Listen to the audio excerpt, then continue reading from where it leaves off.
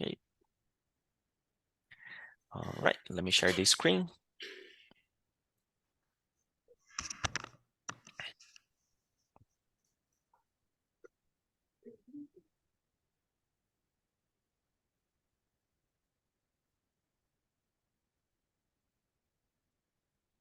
Can you see my screen? Yeah. Okay. Yep. All right. Let's go from here. So I would, if that's okay with you, I would like you to start just giving a brief introduction about Heurizin, because then I start in Portuguese and all the part for Incubate. Okay, so I mean, I was going to do that later on into the presentation, but we'll do it at the beginning. That's fine. We'll skip it later. So hi, my name is Tony Lamanto. I'm the admissions director for Heurizin College, Montreal campus. Thank you, Incubate, for this very informative session, and I'm sure it's going to be beneficial for all of us. So let's get started by introducing Heurizin College. And then, like I mentioned before, we'll talk about our education programs and finish off with our language programs. So essentially, our story is that Dr. Henry Heurizin founded Heurizin College 58 years ago, which is way back in 1965. The Heurizin College education system has campuses in Montreal, Toronto, Winnipeg, and in Ottawa. So Montreal campus offers programs in English and French, and that obviously is depending on the preference of the student. Our education system is designed to bridge the gap between employers and graduates. What that means is that we have a clear understanding of what our employers' needs are, and therefore, Heurizin College teaches students the necessary skills to meet those needs. So when they graduate, they can integrate the working environment immediately and without any hesitation. I've been here for 10 years and enjoying what I do. Love it. And I've worked with, I'd say, thousands of international students over the years. And we've graduated thousands of international students. So we have pretty much a good idea of what the requirements are or needs are of the international students. Yeah. Amazing. Good. Great. Thank you. I'll go in Portuguese from now. If there's any question for you, then I can translate it, and then we go back to the Heurizin programs after our presentation. Então, olá. Na verdade, eu vou começar agora em português, apresentar um pouco sobre essa parceria da Incubate com a Heurizin College em relação aos programas, principalmente os programas de ensino superior, voltados para a parte, como o nome do webinar, para a imigração através de educação no Canadá. Então, a gente fez uma apresentação rápida, eu vou passando por isso, mas óbvio, a gente vai ficar à disposição também no final para poder tirar todas as dúvidas. Então, vamos lá. Sobre o Tony, que acabou de apresentar para a gente um pouco da Heurizin. Junto comigo aqui está a Maria, que é uma das nossas consultoras regulamentadas de imigração. Então, ela é membro ativa do CICC, fala espanhol e inglês. Vocês vão ver aqui, inclusive, que ao longo da apresentação, principalmente quando a gente vai mostrando o time da Incubate, a gente tem funcionários de diversos países, então a gente pode prestar suporte em 5 idiomas, justamente para poder assessorar clientes e estudantes vindo de diversas nacionalidades. Além da Maria, a gente tem o nosso consultor principal, que foi o fundador da Incubate, Bassel Zaurer. Ele fica aqui em Toronto, junto comigo, e também é um consultor regulamentado em good standing com o CICC. Então, são pessoas da nossa empresa que assessoram, que cuidam de toda a parte legal dos clientes, inclusive dessa parceria com a Heurizin. Um pouco do nosso time, só para vocês poderem conhecer um pouco da gente, que nem eu comentei, vocês vão reparar diversos sobrenomes diferentes, então pessoas que vêm da língua espanhola, francês, português, árabe, para poder atender todos os públicos. Os nossos consultores, Bassel e Maria, que eu já havia comentado, e a gente tem também a Isabel. A Isabel ela tem um foco maior na província de Quebec. Quebec ela tem regras diferentes, além de todas as regras federais. Quebec ainda tem algumas questões de imigração própria, desde study permit, que precisa do CAQ, até para os processos de imigração. Então, a gente tem a Isabel, que é a nossa consultora também licenciada pelo MIF em Quebec. É, os nossos escritórios, a gente tem um escritório principal fica em Toronto, é de onde eu falo. A gente também tem em Vancouver, que por exemplo onde a Maria fica. A gente tem Montreal, onde Benjamin fica, e temos Calgary também. Então a gente está nas 4 principais províncias canadenses. Óbvio que hoje a maioria do suporte acaba sendo online para atender gente do mundo todo, inclusive do Brasil. Mas para os clientes que estão em uma dessas cidades, a gente consegue, inclusive, ter o escritório para eles. Um pouco dos nossos achievements, então foram mais de 10 mil aplicações feitas nesses mais de 8 anos de empresa, mais de 20 funcionários ao redor do país todo, mais de 500 mil de e-mails respondidos, 100 mil ligações, então a gente se orgulha muito dos nossos números, porque são esses que mostram o suporte da agência, o nosso feedback. A gente tem também, se vocês olham no Google Maps, as reviews de qualquer um dos nossos 4 escritórios, a gente é super bem avaliado, então tudo isso mostra o feedback que a gente recebe dos nossos clientes. Os idiomas que eu falei para vocês, inglês, francês, espanhol, português e árabe. E um pouquinho sobre os vistos. Então, aqui a gente vai separar os processos imigratórios canadenses em TRS, que são os serviços de residente temporário, e os PRS, que são serviços para residentes permanentes. Então, no TRS, a gente tem esses são todos aqueles que têm um prazo, que têm uma data final para a pessoa sair do país ou estender seu status ou trocar de status, enfim, para ela fazer uma ação. Então, a gente tem o visto de visitante, as study e work permits e suas respectivas extensões também. Todas essas, elas têm uma data final. Quando uma pessoa vem estudar, ela tem a data de início e data de término do programa. Fora esses, tem os PRS, que são os de residência permanente, e esses eles não têm um prazo. A pessoa ela pode ficar no Canadá, ela não tem que ficar renovando como um visto. Então, ela pode ficar no Canadá, como o próprio nome já sugere, de forma permanente, como a residência permanente em si, até chegar na cidadania canadense. Um pouco de como eu posso estudar no Canadá. Então, aqui a gente vai falar um pouquinho sobre as study permits, os vistos que são exigidos para poder estudar no Canadá. Para quem vai ficar acima de 6 meses, precisa obrigatoriamente de uma study permit. Ela é opcional para quem vai ficar menos do que 6, mas obrigatória para quem vai ficar 6 meses ou mais. Se a pessoa for estudar na província do Quebec, além da study permit, ela precisa do CAQ, que é uma coisa que vem antes. Então, para quem vai para Quebec, primeiro aplica para o CAQ e depois aplica para a study permit. Então, que nem eu tinha falado no começo quando apresentei a Isabel, uma das nossas consultoras, Quebec eles têm regulamentações próprias, então primeiro aplica para a província e depois aplica no âmbito federal para a study permit. Esses são para estudar, o CAQ e a Study Permit. Tem também o TRV, que é o visto de residente temporário, e o ETA. Para o Brasil, porque normalmente os países ou eles exigem só um, ou eles exigem só outro.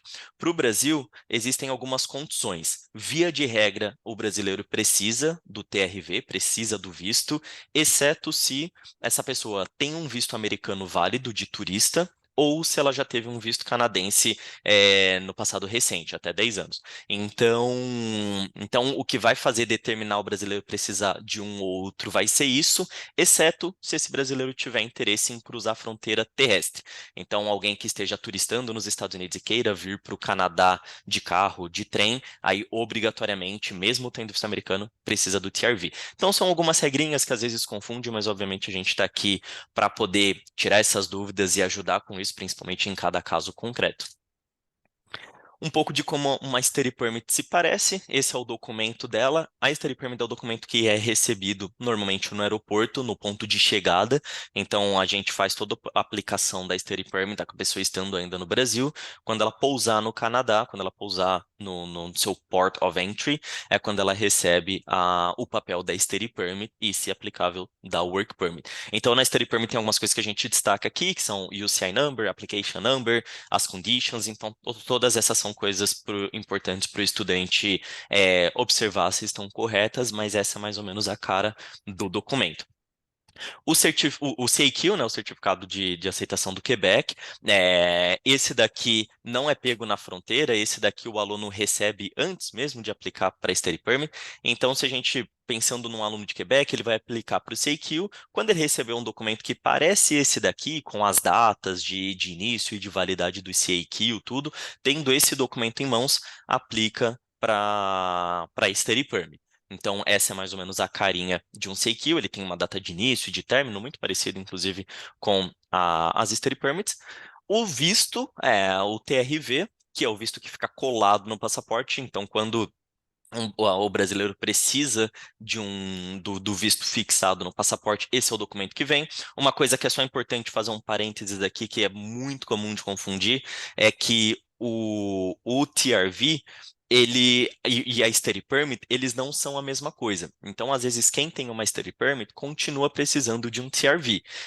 A Study Permit ela é o documento que dá status para a pessoa no país, então ela faz com que essa pessoa seja um ou uma estudante no Canadá, enfim, conclua o curso. Se essa pessoa quiser viajar, então sair e entrar do Canadá, essa pessoa vai precisar ou de um TRV ou de um ETA, do ETA.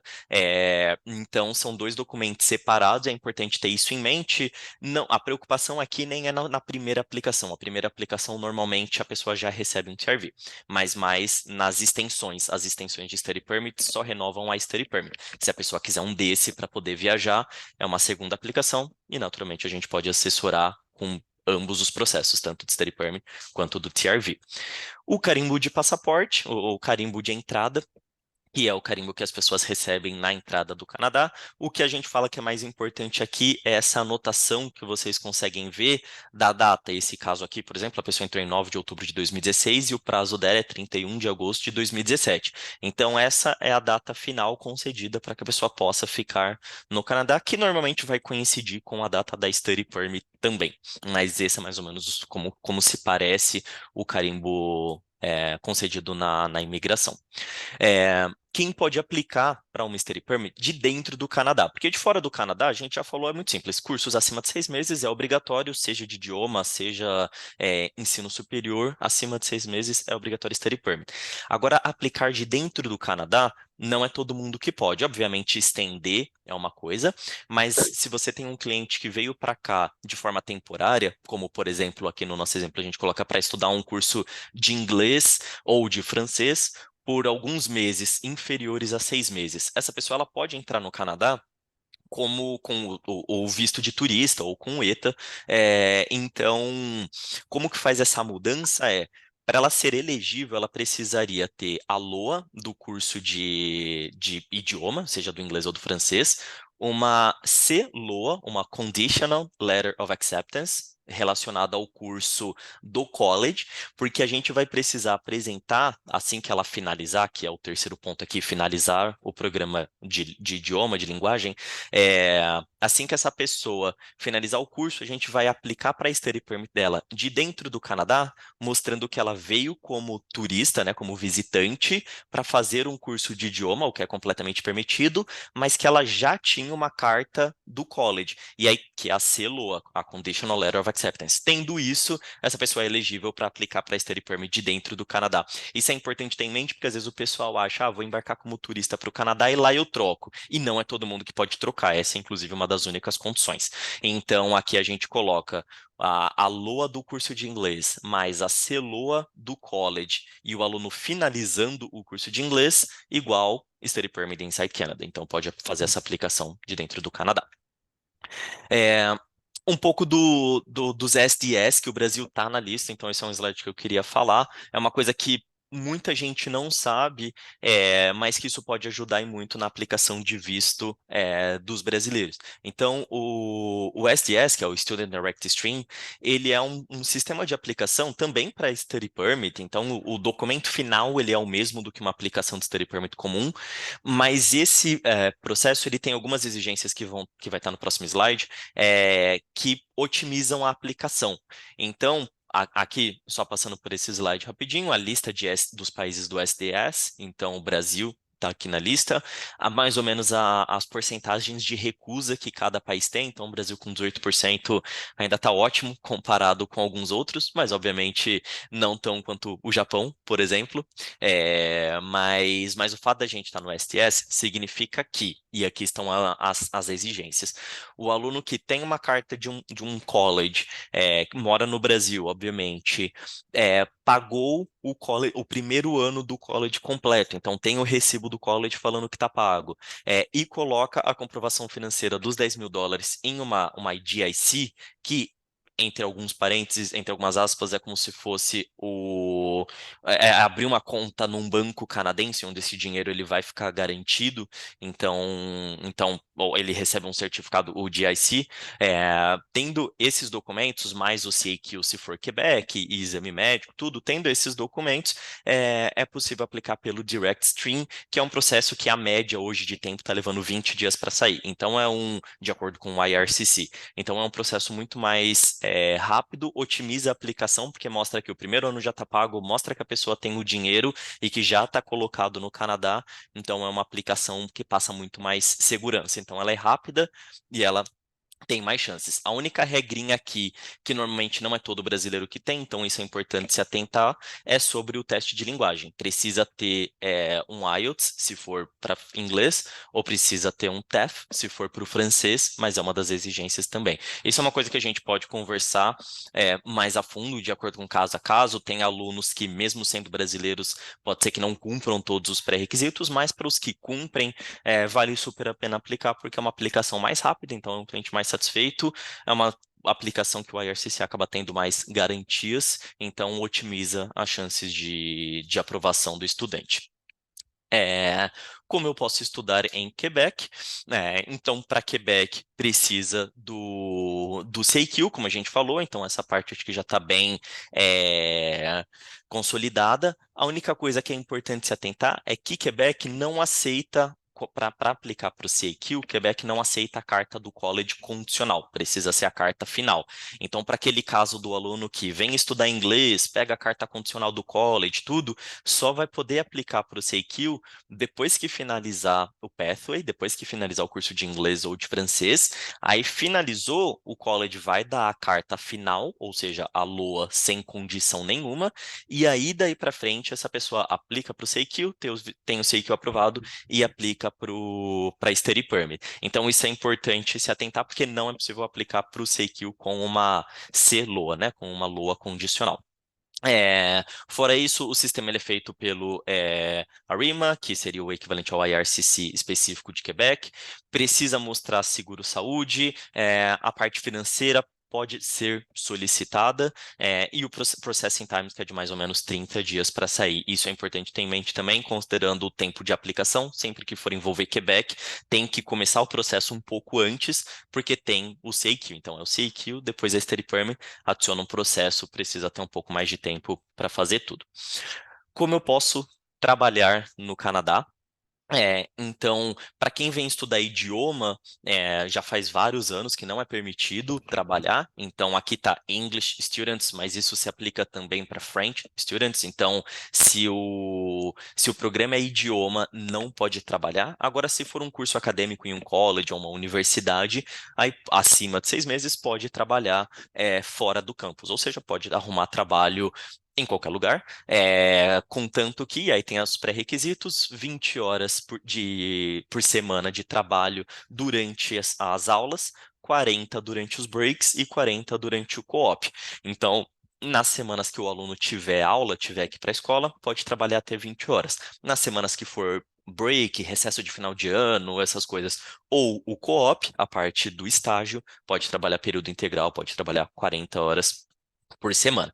É, Uma coisa que é importante se atentar aqui, que é o final, é que a experiência de trabalho obtida enquanto um estudante normalmente não se qualifica para processo de imigração. Então, quando a pessoa está, por exemplo, aqui fazendo as 20 horas por semana dela, ou nos breaks, fazendo as 40 horas por semana, independente do cargo que ela tiver, essa experiência de trabalho para fins de imigração canadense não contam. É, o do co-op normalmente não conta também, exceto em raríssimos programas, então também não dá para considerar. Então, para alguém que quer imigrar, só é importante ter isso em mente. Pode trabalhar à vontade, mas não considere que o trabalho vai contar para o processo de imigração. E aí, aqui as possibilidades de trabalho depois de se formar. Então, ok, fui lá, fiz meu curso, o que que eu posso fazer daqui para frente? Quais são minhas possibilidades? Então, hoje existem vários, o Canadá, como todo mundo sabe, é um país muito aberto para imigração, então existem várias possibilidades. A primeira, que é a mais comum, é o LMIA. O LMIA, em resumo, ele é uma empresa patrocinando o funcionário estrangeiro, então a empresa ela passa por um processo de abertura de vaga, tem que fazer uma solicitação junto ao Service Canada para poder receber o certificado de LMIA e aí o funcionário aplicar para o Work Permit. Então é um processo que é feito tanto da parte da empresa, começa sendo feito pela parte da empresa, e depois a aplicação da Work Permit em si pela parte do funcionário. Acordos internacionais, International Agreements, nesse daqui, infelizmente, nenhum para o Brasil, mas alguns países, Colômbia, Chile, Panamá, Peru, e, enfim, além de alguns outros, esse a gente colocou mais focado em América Latina, tem acordos com o Canadá que permitem que seus cidadãos, em alguns casos, possam aplicar, sejam elegíveis para aplicar para uma Work Permit no Canadá. Interesses canadenses, uma das coisas que a gente mais tem destacado é essa parte do falantes de francês, a mobilidade francofônica, e o motivo disso é a população brasileira naturalmente não tem um volume alto de falantes de francês. Se vocês tiverem, mandem, e que essa pessoa quiser emigrar para o Canadá, mandem imediatamente, principalmente fora de Quebec. Porque Quebec, o francês, ele não é um diferencial. Quebec o francês é o mínimo. Nas outras províncias, tem tido um incentivo maior para aumentar o número de falantes de francês, já que todos os falantes estão concentrados em Quebec. Então, existem várias aberturas para falantes de francês, por exemplo, em Ontário, em outras províncias. Então, uma das possibilidades de ter um trabalho no Canadá é falando francês. Alguém que venha para o Canadá fazer o seu college, por exemplo, e estuda francês, é uma coisa que o Tony vai falar um pouquinho lá na frente, mas um aluno que vem para o Canadá fazer um college e ele estuda francês, consegue fazer algumas aulas de francês, atingindo um certo nível, que seria o CLB7, essa pessoa ela consegue, inclusive, imigrar para o Canadá. Tem que ter alguns outros pré-requisitos, mas o francês ele é um baita jump para que essa pessoa possa ter um processo de imigração até mais forte. Então, a questão do francês tem sido super forte. Quem já fala do Brasil, ótimo. Quem não fala, pode vir para cá, mesmo dentro da província de Quebec ou fora, e aprender. Religiosos ou caridades, atletas, profissionais e artísticos. Transferências em intracompany. Então, se um funcionário da empresa a uma multinacional for transferido do Brasil para o Canadá, esse tipo de coisa. O International Experience Canada, o Brasil se aplicaria mais nessa parte do Recognized Organization, então o Brasil infelizmente não tem acordo com o Canadá para Working Holiday, o Young Professionals ou o International Co-op, mas brasileiros podem ser elegíveis cumprindo alguns pré-requisitos, né? Obviamente nada daqui é sou brasileiro, posso ir. Então tudo que eu estou falando aqui existem pré-requisitos, mas brasileiros podem ser elegíveis para através de uma Recognized Organization aplicar para uma Work Permit no Canadá também. E é importante falar, tudo isso que eu estou falando aqui, do LMIA aos agreements, tudo isso, essa experiência de trabalho, essa sim conta para a imigração. Então, o estudante, quando ele termina o curso dele, ele normalmente vai buscar uma dessas opções para ter um visto de trabalho, porque aí essa experiência vai contar para o seu processo de PR.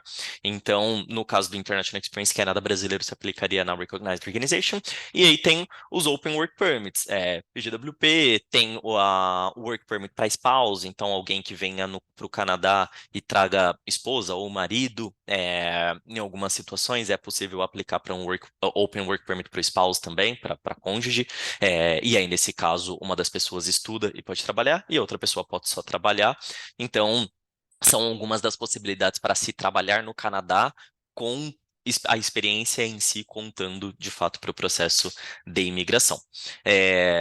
Aqui o LMIA eu acabei falando no slide anterior, mas é basicamente ter uma job offer, ter uma oferta de trabalho de uma empresa canadense, os pré-requisitos da empresa, que é deixar essa vaga em aberto por um mês, eles têm que entrevistar qualquer candidato que seja qualificado.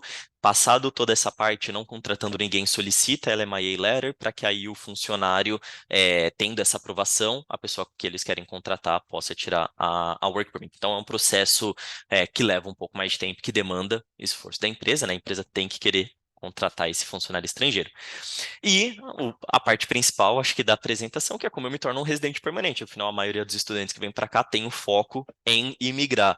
Então, não poucos são os que vêm só para passar uma temporada e voltar. Então, a imigração canadense, ela tem vários. Ela pode acontecer de várias formas. O foco aqui nosso vai ser o primeiro, que é através do estudo, também para profissionais com habilidades, então o Skilled Professional. A gente não vai abordar, mas colocou aqui para vocês saberem que existe também através de business, então de investimentos, de patrocínio de cônjuge, então é quem é casado com cidadão ou algum PR, imigração familiar ou asilo e refugiados. O nosso foco aqui vão ser os dois primeiros, mas tem essa lista de opções para imigração no Canadá. Sobre o vir com Skilled Professional, em resumo, é trazendo a sua experiência, usar a sua experiência de trabalho, tanto do Brasil quanto do Canadá, e, como o próprio nome sugere, né, Skilled Professional, e migrar para cá através dessa habilidade. Então, alguns dos pré-requisitos, não é preciso ter todos que estão aqui nessa lista, mas precisa ter pelo menos um ou a junção de mais. Normalmente, a junção de mais. Então, por exemplo, inglês ou francês avançado, inglês e francês intermediário. Então, é assim, tem avançado, pode ser só uma das línguas. Tem intermediário, precisa ser as duas línguas intermediárias. Então, ou uma ou outra avançado, ou então ambas intermediárias. Estudar no Canadá, trabalhar no Canadá, ter uma oferta de trabalho de uma empresa canadense, ou se mudar para uma província pequena, algumas províncias que também têm incentivos diretos para aumentar a população, para receber mais estrangeiros. O sistema do Express Entry, que é uma das formas mais populares de imigração. Algumas questões do sistema de Express Entry o inglês, que é uma coisa que a gente coloca até um exemplinho. Então, o inglês ou o francês, e aí o inglês através do IELTS, o CELPIP, e o francês através do TEFL, do TCF.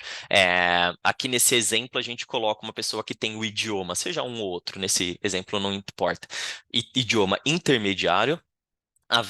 O acadêmico dessa pessoa é um bacharel, então ela não chegou a fazer uma pós, um mestrado, um doutorado nem nada, é um bacharel. Experiência de trabalho no Canadá ou fora do Canadá de 3 anos e a idade de 29 anos. Essa pessoa aqui nesse perfil, que é um perfil muito comum, inglês intermediário, fez bacharel, 3 anos de experiência de trabalho, 29 anos, e 29 a gente colocou só como exemplo, mas isso serviria entre 18 e 29, essa pessoa ela teria na casa ali de 290 a 350 pontos. A grande questão é, isso é bom ou ruim? Depende. Atualmente, os draws, que é como a gente chama as levas do Express Entry, que vão sendo chamadas, entre aspas, então as chamadas do Express Entry, elas têm sido na casa de 490 pontos ou mais. Então, infelizmente, essa pessoa aqui que tem na casa de 290, 350, ela não vai ter tanto potencial. Então, aqui no próximo slide, a gente coloca coisas que dá para melhorar, porque uma das coisas que é importante se atentar no quesito imigração é que a partir dos 30 anos de idade, a pessoa vai perdendo ponto. Isso é um fato. E aí, fez 30 anos, perde 5 pontos, fez 31, perde mais 5 e assim por diante. Então, esse é o único fator que não dá para mudar, porque a gente envelhece, é o ciclo da vida. Outros fatores, como o idioma, como a educação, como a experiência de trabalho, tudo isso são coisas que dependem de nós, então que a gente pode mudar, a gente como, enfim, imigrantes. Então, por exemplo, o idioma, ao invés do inglês intermediário, como no exemplo anterior, pegar um avançado de inglês ou de francês. E isso já vai dar um up na pontuação. A educação, fazer um mestrado, ou além de mestrado, doutorado, enfim, isso também vai dar um up na parte de educação, que todos esses ups que eu falo, significa que os pontos vão subindo.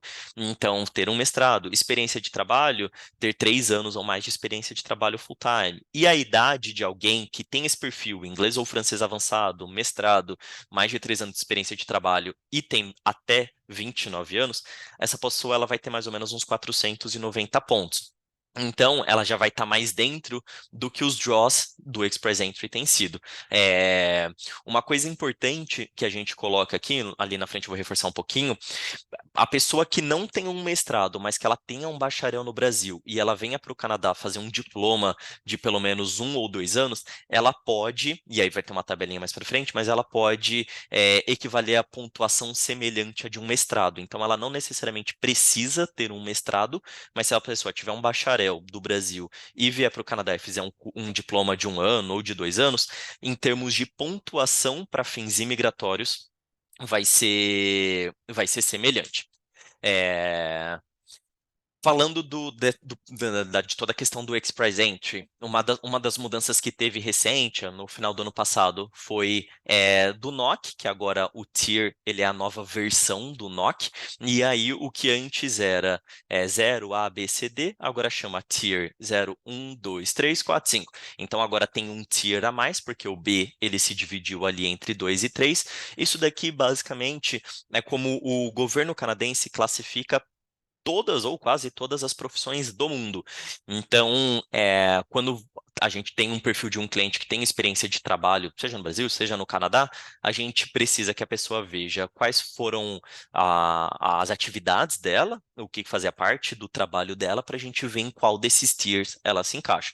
Então, para fins de imigração, normalmente, o tier 1, 2, 3, 0, 1, 2 ou 3, eles vão dar mais pontos do que o 4 ou 5, mas cada trabalho, ele tem normalmente vinculado à experiência que a pessoa tem no trabalho, então, aos anos de experiência e crescimento na profissão, e também do acadêmico. Então, um trabalho que qualquer pessoa pode fazer, comparado com um trabalho que exige um grau universitário, normalmente vão ser tiers diferentes, então, um vai ser mais alto do que o outro. Aqui, o que cada tier mais ou menos é. Então, o tier 1 para quem tem diploma universitário, e aí alguns exemplos. O 2, um diploma de college. O 3, também um diploma de college, mas com um pouco menos de experiência de trabalho. O 4, high school. E o 5, trabalhos sem formalidade, sem necessidade de educação formal. Então, só para dar um exemplo de como que é categorizado todos esses tiers nesse sistema do NOC.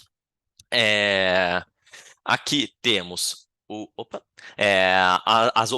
alguma das mudanças. Acho que daqui, na verdade, a parte mais importante é que os draws eles vão ter a tendência é que eles sejam mais NOC specific, ou específico de alguma ocupação, de acordo com o que cada região canadense precisa. Então, se uma região canadense precisa de engenheiros, eles vão dar mais vantagens para engenheiros. Se uma outra está precisando de enfermeiros, para enfermeiros, e assim por diante. E aí eu falo isso porque cada vez mais a questão de vir para o Canadá não significa vou, fico um tempo e viro PR e depois viro cidadão. Cada vez mais o governo canadense está procurando imigrantes qualificados.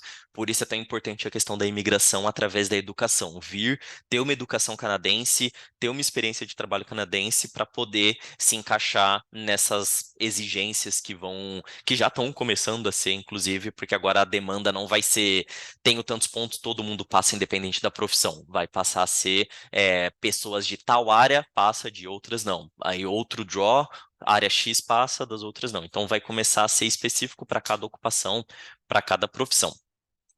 Uma coisa que eu falei no começo, o Tony vai reforçar também, mas aqui a gente colocou, acho que 2 slides específicos para isso, é do quanto o francês ajuda. O Canadá quer tanto aumentar o número de falantes de francês, que se uma pessoa tem o CLB 9, que seria um intermediário superior, então quase chegando no avançado, mas ainda não avançado, então se a pessoa tem um CLB 7 do francês, com um inglês intermediário, o inglês um CLB 5, então o inglês pode ser até mais fraco do que o francês, essa pessoa, por exemplo, ela pode ser elegível para ganhar 50 pontos adicionais no Express Entry, que Parece pouco, mas foi o que a gente falou.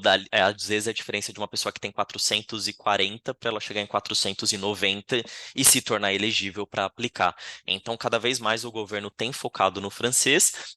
Aquele é um exemplo, e esse é outro exemplo, que é o LMIA Exemption, o Code C16. Então, foi o que eu comentei também quando eu estava falando dos tipos de permissões de trabalho, né? Como ter uma permissão de trabalho no Canadá. Uma das opções era sobre o francês, e aí aqui explica um pouco melhor sobre isso, mas em resumo, também é uma pessoa que tem um level upper intermediate do francês, que seria o mesmo CLB 7, então não precisa ser avançado, mas também não dá para ser básico. Essa pessoa, ela também, por conta da mobilidade francofônica, ela pode ser elegível, ela tendo uma job offer, ela pode ser elegível para o processo de isenção de LMIA. Isso é importante porque a pessoa que fala o francês, ela não depende da empresa fazer todo o sistema de patrocínio, da empresa ir atrás dos documentos, ela não depende da empresa fazer basicamente nada, só contratar. O simples fato dela ter uma oferta de trabalho dessa empresa e dessa pessoa falar francês já pode torná-la apta a aplicar para um work permit. Então, é mais um incentivo para falantes de francês que ajuda no visto de trabalho e, consequentemente, depois para residência permanente. E como imigrar para o Canadá tendo francês, Ontário tem um programa provincial, esse daqui é um dos exemplos. Ontário tem um programa provincial, que nem eu comentei agora há pouco, que cada província tem feito programas de acordo com o que eles precisam em termos de profissão, então engenheiros, enfermeiros, etc. Ontário, além desses, eles têm um para quem fala francês. Então, mesmo que você não seja mega qualificado em nenhuma profissão, mas fala francês, isso já te torna elegível, e tem que ter um bacharel, tudo, mas isso já pode te tornar elegível para aplicar para residência permanente através do programa provincial de Ontário. Essa é a importância que o francês tem tido fora de Quebec. Se vocês repararem, foi o que eu falei no começo, em Quebec o francês não é um diferencial, ele é o mínimo. Agora, nas outras províncias, o fato de ter já pode te colocar na frente de outros candidatos à imigração. O que precisa para poder participar desse programa previdencial de imigração? Então, precisa de um bacharel, precisa de 1 ano de experiência de trabalho, um nível intermediário de inglês, um nível intermediário superior de francês, então francês um pouco melhor do que o inglês, precisa ser elegível para aplicar para o Express Entry, que é esses 67 pontos de elegibilidade, e receber a notificação de interesse de Ontário. Então, isso é basicamente você tendo esses pré-requisitos, Ontário pode te dar uma notificação falando, ok, você é elegível para o nosso programa e isso te aumenta 600 pontos para o Express Entry. A gente viu que a média está 490, então já te coloca muito na frente da maioria dos outros candidatos. E programas provinciais, só em resumo, cada província tem um programa diferente, de acordo com a ocupação, de acordo com a oferta de trabalho. Então, isso daqui é só para dar um overview. Aqui não entra específico de nenhuma província, mas é só para mostrar que alunos que estudam em algumas províncias podem ser elegíveis para programas provinciais alunos que trabalham em outras podem ser. Então, algumas das opções de programas provinciais. E, para finalizar, Quebec, eu já tinha falado, a RIMA ou a RIMA é o equivalente ao IRCC de Quebec, então é o órgão que cuida da imigração, tudo que é vistos, processos de imigração que são relacionados a Quebec passa pelo ARIMA. Eles têm o Skilled Work, o funcionamento do ARIMA é muito semelhante ao Express Entry, então nem vou entrar muito no detalhe, a gente só coloca aqui porque é um sistema de separado, mas também é por sistema de pontuação. Então, você também vai colocar seu perfil lá, de acordo com a pontuação que você tiver, você vai receber um convite para aplicar para o processo de residência permanente ou não. A principal parte de Quebec, que é o que eu venho falado, é que o francês aqui precisa ser advanced. Então, não tem essa de, meu inglês é muito bom e estou aqui pegando um francês intermediário. Não, lá o foco é ter o francês, então é um dos pré-requisitos. Que aqui coloca, então, um Upper Intermediate French, pelo menos. Existem vários programas que te tornam elegíveis para emigrar através de experiência de trabalho. Então, por exemplo, alguém aqui que tem um francês intermediário superior com 2 anos de experiência de trabalho em Quebec pode ser elegível. Ou aqui, alguém que tem o francês intermediário superior, fez um diploma em Quebec e trabalhou por 18 meses, também pode ser elegível. ou se a pessoa tem um mestrado em Quebec, ela só precisa trabalhar por 12 meses. Então, não sei se ficou claro aqui, mas esse primeiro exemplo aqui, seguido desses dois, significa que, se você olhar, quanto maior o grau de escolaridade, menos tempo essa pessoa precisa ter de experiência de trabalho em Quebec. Então, isso abre oportunidade para mesmo quem não fez nenhum tipo de curso em Quebec, mas teve experiência de trabalho, pode ser elegível, ou se você fez, você, entre aspas, abate ou diminui o tempo de experiência de trabalho que você tem que ter para poder ser elegível através dos seus respectivos programas, aqui o PEQ. O próximo passo, para começar o processo, a gente oferece uma consultoria. A Herzing vai fazer uma apresentação dos programas deles, mas basicamente o que a gente faz é quando um aluno vai estudar na Herzing, a gente vai fazer a avaliação de cada estudante, porque o foco, a não ser que o aluno queira vir estudar e voltar, e aí ótimo, não tem muito pré-requisito, o nosso foco é que as agências possam selecionar estudantes que, de fato, preencham ou estejam interessados em preencher os pré-requisitos de imigração, porque o nosso papel junto à Herzing é cuidar o nosso da parte de visto e imigração, da Herzing da parte acadêmica, para que essa pessoa de fato atinja a residência permanente. Obviamente vai depender dela, não adianta a gente dar todo o caminho da pedra e a pessoa não ir na aula, não focar no idioma, não tirar nota, nem nada, aí tem coisa que a gente não tem o que fazer, mas o nosso trabalho junto à Herzing é poder fazer esse caminho das pedras, poder avaliar o perfil dos estudantes, o potencial que eles têm para a gente poder trilhar o caminho da sugestão do tempo de francês que teria que ter de aula se for para fazer através do francês. Então, seria fazer uma avaliação customizada, personalizada para cada pessoa poder vir estudar no Canadá, ter o perfil buscado pelo governo canadense e aí utilizar esse perfil para, de fato, fazer o processo de imigração e, obviamente, ter um perfil qualificado. Afinal, se a pessoa vem e faz o francês, ela já vai ter o inglês, vai pegar o francês, além de ajudar para o processo de imigração, a torna uma profissional muito mais qualificada para o mercado de trabalho canadense. Nem o próprio canadense fora de Quebec direito fala o francês, então o estrangeiro que fala, ele já fica à frente, às vezes, do que muita parte da população local, por exemplo. E agora, now I'm gonna hand over to Tony to go over Herzing and the programs that they offer. But if you have se você tiver alguma questão, alguma dúvida por conta do idioma, tudo, vocês podem mandar e eu vou respondendo em português ao final também. Tony, over to you.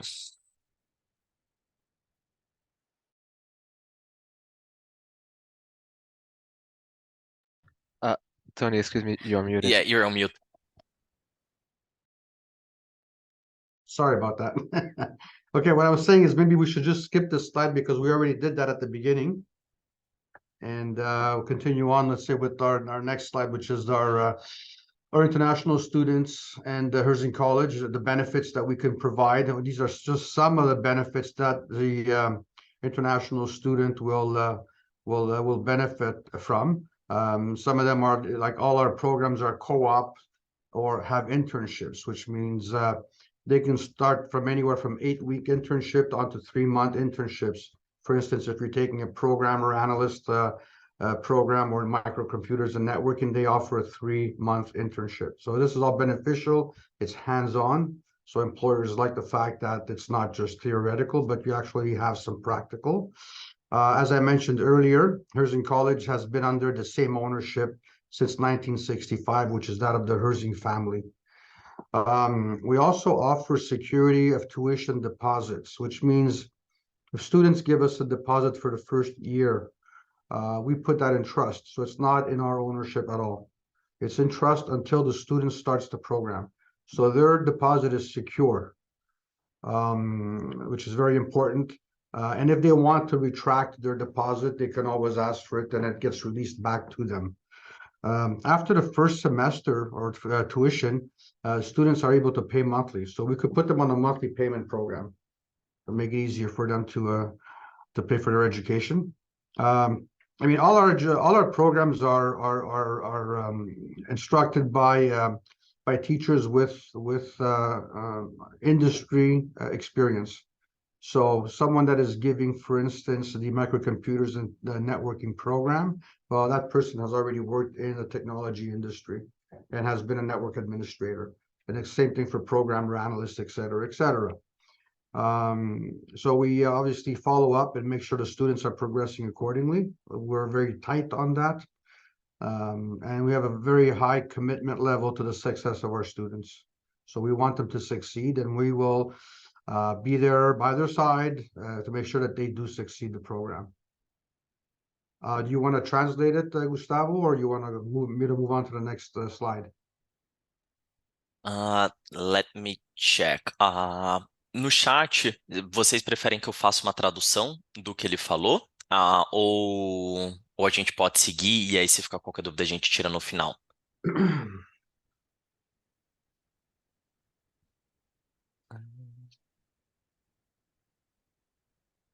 Are there any questions or? No, yeah, we can move on, and if there's any question about it or about any of the slides, we can they send it to me and I can translate it over to you if you need it. Okay, so for the next slide, the program I want to bring to your attention is our programmer analyst program. As we all, we're all pretty much aware of the fact that programmer analysts are in high demand, not only in Canada, but all over the world. There's a shortage of programmers, and companies are fighting to get the top level programmer analysts. Our programmer analyst program teaches the student the knowledge, the skills, languages, and applications to work in a software development environment. What they'll learn is, for instance, languages such as Microsoft, VB.NET, and applications. These are all, what we're teaching them is always the latest technology, okay? We do go into, sometimes we do go into legacy programs. In other words, if you look at, when we're talking servers, for instance, now we're working with Microsoft Server 2022, but we also teach them the 2012 version because some companies are still operating with older systems. So they get the benefit of the new and the older. So they'll also learn object-oriented programming using Java. They're going to learn how to do database design and development with Microsoft SQL Server. They'll learn JavaScript, PHP, HTML, CSS. These are very, very popular languages or platforms in the internet environment. And they're going to learn how to program mobile applications. If you want to move on to the next slide. So not only will they learn the languages and applications, I mean, they'll also learn how to do research or how to research information and user requirements within a company. They're going to interact and communicate with in various work situations. They're going to produce algorithms. Google's a big user of that, obviously. Develop a user interface. They're going to produce and manage documentation, design and develop applications in a graphics or database environment. They're going to learn how to correct programs, how to create and use databases, make functional improvements to an application. They're going to learn how to ensure the quality by using testing methodologies, and they're going to create actual applications, functional applications. So it's a very, very intense program. It's a very complete program. I mean, I think we have probably one of the better programs in the city or in the province of Quebec. So we've added a lot of components that we thought were necessary to develop a skilled programmer analyst. Okay, my next slide is like what type of career paths, like what is the career path for programmer analyst? Graduates would find employment in computer software development firms and information technology consulting firms throughout the public sector and private sectors. Some of the positions would be, writing and modifying or integrating the testing software code, maintaining existing computer programs by making modifications, identifying and communicating technical problems, processes and solutions. They'll be able to prepare reports, manuals, and other documentation on the status and operation and maintenance of software. They'll assist in the collection and documentation of user requirements, assist in the development of logical and physical specifications, and research and evaluate a variety of software products. So, as I mentioned, it's a very, very intense and thorough program. I mean, a lot of our graduates have have succeeded to the level of having management positions within technology and consulting companies. And some of them have actually opened up their own consulting firm. Our next program is the Microcomputers and Networking Systems program. This is another program in high demand where graduates will have no trouble finding employment. I mean, we get calls on a regular basis from companies that are, looking for interns to fill some jobs within their companies. So, I mean, as I mentioned before, there's a lot of demand for technology resources. IT companies hire network administrators. They manage and maintain computer networks. Some of these tasks are performing regular maintenance. I mean, they optimize the network. They make sure the network is secure from security breaches. They troubleshoot issues. They perform upgrades and disaster recovery. They're also responsible for troubleshooting hardware, software, connectivity, and server issues. They're performing backup operations. They're configuring cloud services, installing and configuring individual workstations, training users on how to use hardware and software. They're responsible for monitoring network security, making sure nobody breaks into the network, maintaining network documentation, and so on. So again, a very, very thorough and intense program. On my next slide, the program also provides a very strong foundation in network installation and optimization and troubleshooting skills. What they'll learn is how to build a microcomputer from parts. They'll install operating system and utilities and troubleshoot problems. They're going to learn how to install and troubleshoot peripheral devices such as disk drives, memories, printers, network cards, scanners. So they touch all of that. And as I mentioned before, they're going to learn how to install Windows Server. Going back to 2012, which is quite a ways, we're probably looking at about maybe the first implementations of that was probably 2010, and up to the latest one, which is 2022.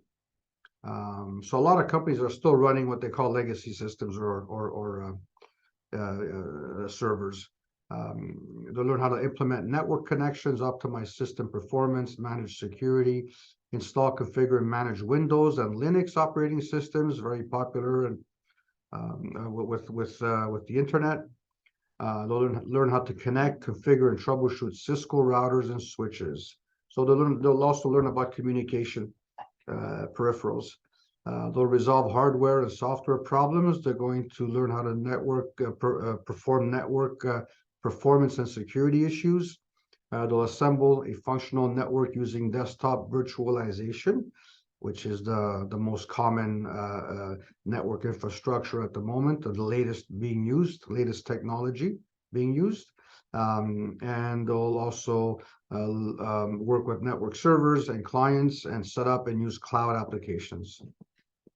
What type of career path? I mean, again, like I mentioned before, employment is high and steady for computer professionals. The internet's not going to go away if that's what we're worried about. So there will always be jobs in the internet and then technology. So where do they find career opportunities? They'll find them in computer networking services and support companies, private enterprises, healthcare organizations, educational institutions, government agencies. At the moment, as we speak, a lot of healthcare organizations, such as large hospitals, are all back into implementing new technologies. So there's a lot of work in those areas, as well as government agencies. The typical job titles in the field will be technical support specialist, network specialist, network technician, network operations analyst, and network administrator. So these are the top job titles that they'll get, that they can get to eventually. Obviously, you need a little bit of experience to be able to get to that level. Another program that we offer, I'm going to talk about the 4 programs. And so this is our 3rd program, which is the International Commerce Import Export Program, which teaches students to become experts in the techniques, practices, and laws for importing and exporting goods around the world. They'll learn every aspect of the import-export process, which includes international trade laws and regulations, paperwork, documentation required to import-export goods, how the global import-export system works, how to process international payments, how to analyze global markets to find opportunities and identify risks. They'll learn how to create an international business plan. They have a customer, they want to import or export a product. How do we do this? So our students are skilled, will become skilled at actually creating that plan for the student. They'll learn how to market products to buyers overseas, how to coordinate the shipment of goods, negotiating with producers, suppliers, and distributors. So obviously we're working with a global economy, so import, export is one of the programs of great interest with a lot of international students at the moment. The other one is like, again, what will they learn? I mean, they'll learn, how to participate in the development of a for-market strategy and financial exportation plan. They'll learn how to participate in establishing export pricing. They'll learn how to identify the financial resources available within a global context, select the stakeholders for international distribution, negotiate terms. They'll learn how to manage client accounts, if they're exporters, importers, wholesalers, manufacturers, etc., with regards to the clearance of goods entering or leaving a country. They're going to learn how to inform clients with regards to the restrictions. I mean, we all have trade agreements, Montreal, Canada, Mexico, the States. I mean, so we need to inform a graduate will be able to inform clients with regards to the restrictions of these agreements, as well as the custom tariffs and insurance costs required to avoid legal issues pertaining to customs regulations. If there's no questions, or we could move on to the third slide or the next slide, which is, again, the career path. So the government of Canada is predicting strong employment growth in international commerce over the next several years, particularly in entry-level positions such as import-export clerk, customs official, import-export merchant. There's career paths for graduates of Herzing in international commerce and import-export. The programs are qualified for careers in government, customs, trading companies, independent importers, and exporters. Any questions, or Gustavo? No? Okay. Alguma pergunta? No? We can move forward. I know it's very wordy, but this is the content that I wanted to talk about. Okay, so our next slide, we're going to talk about early childhood education. It's again a very popular and a very in-demand program. So what does an early childhood education educator learn is they plan and organize activities and provide care for preschool or school-aged children. They lead children in activities to stimulate and develop their intellectual, physical, and emotional growth. Students will learn, how to observe the children's behavior or child's behavior. They'll learn how to identify a child's needs with respect to his or her overall development, how to function safely in the workplace. They'll learn how to establish an effective relationship with children, intervene with respect to a child's health, analyze a child's specific needs, provide support to a child, design activities promoting overall child development, etc., organize educational activities. They'll learn how to lead to educational activities, and they're going to learn how to establish a partnership relationship with the parents and resource people, to intervene with respect to the behavior of a child or a group of children. The next slide, I'll talk about the early childhood educators having a huge impact on the young person's attitude towards learning and their potential to succeed. There's some of the best reasons to choose a career in early childhood education is the fact that you get to work in a fun environment, active and positive environment.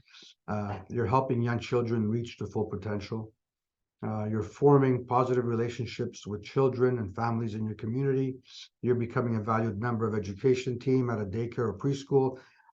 There's the opportunity to start your own daycare business, and some people have. You're working with children during most of the important stages of emotional, physical, and cognitive development, and you're instilling a love of learning and helping toddlers prepare for school. Every day brings adventures, and there's a good demand and employment opportunity for early childhood educators in Montreal. Our next slide, I mean, if we go into the career path, again, a very, very steady growth and very high demand for early childhood educators, according to the Government of Canada Job Bank. This demand will continue for the next 10 years. Our graduates of early childhood education programs are qualified to work at private and public daycares, preschools, special education organizations. They could work in kindergartens as early childhood assistants. Their job titles would include early childhood educator, early childhood assistant, daycare helper, child care worker, preschool helper, preschool supervisor, daycare supervisor. I mean, in the end, they're predicting an increase of about 18%, that they would need an additional 18% of education, early childhood educators in the next coming year or two. So there's a really, really a big shortage, and it's a very popular program with us.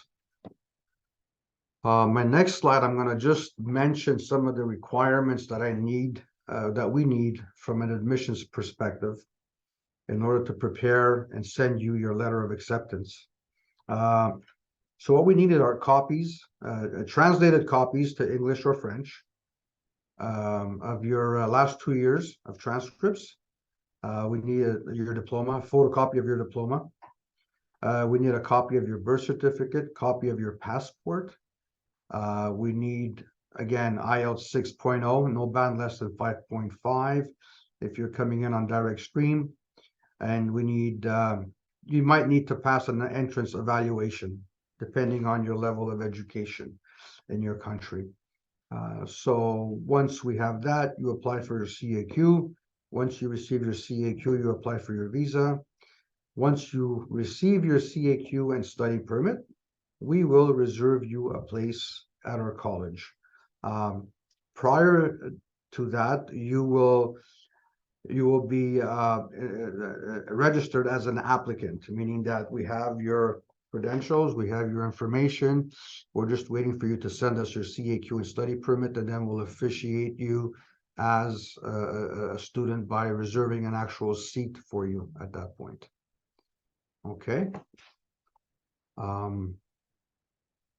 I think the Herzing language program, Christine, I don't know if you'd like to chime in on this and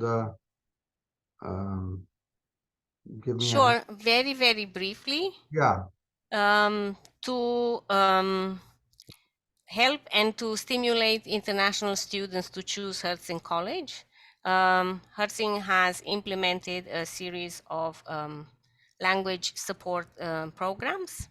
We have a pathway for English, so the students don't need to stress for IELTS or TOEFL or any of the recognized tests. They can take our in-house test and come do the language preparation with us, and they can then transition into the college program without the added headaches. We offer also a full-time immersion program, which is an extension of the Pathway English, because it includes the same 4 skills, but it also includes IELTS preparation. So for the students who are thinking of immigrating later on a different formula and who need a higher level of IELTS, then they can get it by doing the immersion program and not the Pathway program. The Pathway program is 6 months long, so students can actually start their college on in 6 months or less, depending on their level. It's designed to fit into a tourist visa, so there's different kinds of advantages and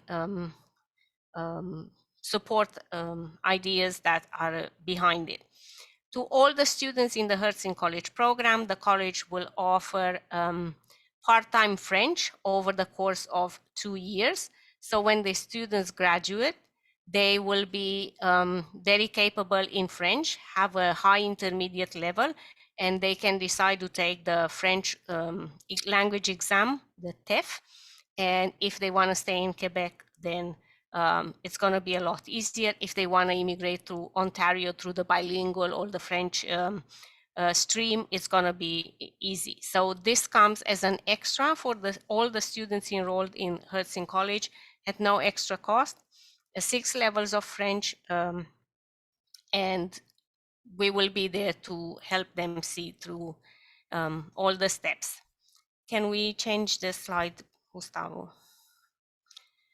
So for the English Pathway Program, we have actually a start date, May 15.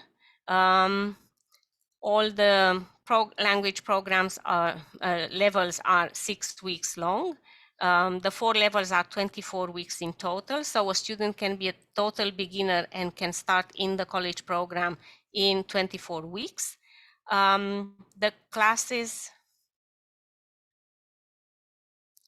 what is the minimum score? Or what was the question? A sua pergunta foi qual que é a pontuação mínima de IELTS para poder entrar no programa? No, sorry, não speak English. Na verdade, vocês citaram o IELTS e o TEF, né? E aí eu gostaria de saber se o college também aceitaria o TOEFL, porque a maioria dos nossos alunos eles possuem o TOEFL. E se sim, qual seria a pontuação mínima, né, do TOEFL? Tá, perfeito. So for the direct entry into the college, so that might be straight to Tony. She mentioned that many of her clients, instead of IELTS, they have a TOEFL. And that's fine. If you as long accept as it, they have the equivalent for 6.0 IELTS, that's fine. No, that's good. Ok, perfeito. Então, eles aceitam, contanto que seja o equivalente. Aí eu não vou saber te dizer agora com certeza, mas você consegue puxar até online a equivalência de um teste para o outro. Então, contanto que seja equivalente ao 6.0 do IELTS, eles aceitam. Imagino que seja algo na casa dos 70 pontos do TOEFL, mas aí você tem a tabelinha certinha para poder ver. Yes, TOEFL is a very serious exam. So IELTS is often mentioned because immigration likes IELTS and accepts IELTS. But for the college, for academic purposes, TOEFL is very good. Então, só traduzindo, ela falou que normalmente a gente comenta mais do IELTS, porque ele é um dos únicos testes aceitos para processo de imigração. Então, quem quer imigrar precisa do IELTS ou do CELPIP, mas o CELPIP é mais dentro do Canadá. Mas para o college, eles aceitam outros para imigração. Então, se você tiver um cliente que já tem o TOEFL, ok. Se tiver um cliente que não tem nenhum nem outro e quer fazer, recomende o IELTS. If they don't have any kind of test score, they can take the in-house language test. And if they have the level, they can start directly. And if they don't, they can do one session of 6 weeks or 2, depending on where they score. So they don't need to stress and register for IELTS and stress again and pay again and so on. We have built everything to support the admission of the students. I'll just translate it really quickly. Então, só em relação ao teste, ela falou que se vocês tiverem um cliente que já tenha algum teste, pode mandar para eles, para poder ver a equivalência. Se não tiver, o estudante pode fazer o teste da própria Herzing, e aí se passar no teste do college, não precisa ter um desses oficiais, se passar no teste do college, tá dentro. Se não passar, aí vai entrar de acordo com o nível que a pessoa tiver no pathway, seja para fazer só um level, que são 6 semanas, para fazer 2, que serão 12 semanas, e assim por diante. Imaginando que a pessoa seja iniciante, ela precisaria fazer os 4 níveis, que é o suficiente para que ela, cada nível 6 semanas, então duraria 24 semanas, para que ela chegue no nível necessário para fazer o curso. Esclarecido, obrigada. Imagina. Thank you. Okay, we can change the slide. we have a French program that's going to open again May 15 for the first session.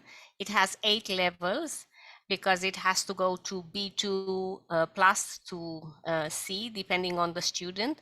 But this is the program that students who want to immigrate via a strong result on their French test, they can choose to do this. They can choose to do it anyways and do the college program in French, or they can choose to do it just because they want to be perfectly bilingual and get to higher jobs and better management jobs and work in international environment. Again, we have an in-house language test, so the students can take the test. If they have sufficient French, like a B2 level, they can start in the college in the French program. But if they're just a low level of French or no French whatsoever, they can come and learn French with us for 1 year, so 48 weeks minus, the vacation and such. The course is really catering to students who want to take the TEF exam. Então, só traduzindo sobre essa parte E se for ficando qualquer dúvida em relação às outras partes, também pode me falar. Mas eles também têm o francês, seja para o estudante que quer fazer o college em francês, ou para o estudante que quer, né? Para o estudante que quer usar o francês para o processo de imigração. Então, é o que a gente falou, né? Não é obrigatório, existem várias opções de processos de imigração só para quem tem inglês, mas é um diferencial, é algo que pode agilizar, às vezes em anos, um processo de imigração. Então, como para processo de imigração precisa ter um francês um pouco mais avançado, intermediário superior, os níveis são um pouco maiores, aqui são 8 níveis ao invés de 6, então são 2 níveis a mais. As datas de início, de resto, é muito semelhante na questão de 6 semanas por nível. Se o estudante quiser fazer o college em francês, pode, e não tiver nenhum teste de proficiência francês, como o TEF, pode fazer o teste do próprio college, dependendo do nível que tiver, entra direto, ou, dependendo do nível que tiver, vê quanto tempo de pathway que vai precisar. Muito semelhante ao inglês, só que aqui para o francês a diferença é que quem quiser fazer o programa em inglês e já tem o nível de inglês, não precisa de francês nenhum para o programa, mas ainda assim quer aprender o programa, aí vai ter essa provinha para ver em qual nível que a pessoa tá, e a partir do nível que ela tiver, ela faz o programa de francês para poder atingir um nível suficiente para a imigração. That's all on my side. Thank you. Thank you. Oh, yes. Tony, Back do to you want Tony. to take this over? Or Okay, I mean, we put together some tuition fees or costs, let's say, for the programs. I mean, this is pretty much a full pathway English program for 24 weeks, plus the Herzing College program is 4,000 Canadian. Partial pathway English program, as you see there, for 18 weeks is 3,500. 12-week program is 3,000. 6-week program is $2,500. Again, I mean, the IELTS 6.5 or successful Herzing in-house test, plus a Herzing College program is equivalent of $2,000 Canadian. IELTS 7, or to attain IELTS 7.0, plus Herzing College program is 3,000. So it's just, like I said, this is pretty much our tuition fee. I wanted to also mention the fact that our programs would start in September, October, for the 4 programs that we talked about, which are early childhood education, programmer analyst, microcomputers and networking, and import-export, international commerce. So I just wanted to bring that. We're still deciding, we're finalizing the dates and the tuition fees for those programs, which we should have early next week, and I can get them to you. Early next week, Gustavo. The idea of these scholarships is to support the students who need language program when they join the college, and also to reward the ones who are very strong in language. Yeah. So since everything is related to language, then this is how it's it's built to give a little incentive so the students don't get discouraged that they need to do 24 weeks of English to start their college program. Okay, the college will help you a little bit and will encourage you to learn English. Alguma pergunta sobre essa parte? Não, não. So going on to the next slide. Oh, the Q&A. Então, alguma dúvida em relação a qualquer parte que foi falado, tanto da apresentação sobre a parte de visto e imigração, ou da parte da Herzing, que eu possa passar para eles? Não, eu acho que ficou tudo bem claro. Eu fiquei, na verdade, com essa questão da dúvida do TOEFL. Como eu disse, a maioria hoje dos nossos alunos que aplicam ou até mesmo vão para fazer college, career college, eles possuem o TOEFL em 80% dos casos, então é uma margem bem alta, né? Mas ficou bem claro mesmo. Gostei muito, na verdade. E é bom porque, como eu não falo inglês, fica mais fácil, né? Você traduzindo e explicando também. Não. E precisando de qualquer coisa, pode falar com a gente na parte de visto, pode falar direto com eles, e aí qualquer coisa eles passam para a gente traduzir se for necessário para dos programas, mas a ideia é retomar, é montar os programas, que foi o que eu falei no começo, né? Montar os programas da Herzing de forma que que ofereça uma educação de qualidade que torne os clientes aptos para processo de imigração, para que não precise ficar aquela coisa do cliente que, enfim, eu trabalhei com intercâmbio por 8 anos e eu via muito disso, do pessoal que vem para o Canadá e fica anos e anos e anos só renovando estudo em qualquer escolinha, em qualquer coisa, porque não fez um investimento direto, um investimento bom desde o começo, o que não significa, enfim, não é bom ou ruim, cada um tem as suas preferências, mas para quem quer atingir a residência permanente, tudo isso que foi falado aqui são formas de construir, por isso que eles oferecem tantas aulas de inglês, as aulas de francês, a gente mostrou os processos de imigração para ambos os idiomas, porque é para construir para aquele aluno que quer vir estudar, ter uma educação bacana, emigrar e se colocar no mercado de trabalho canadense, enfim, seguir de fato o plano de imigração.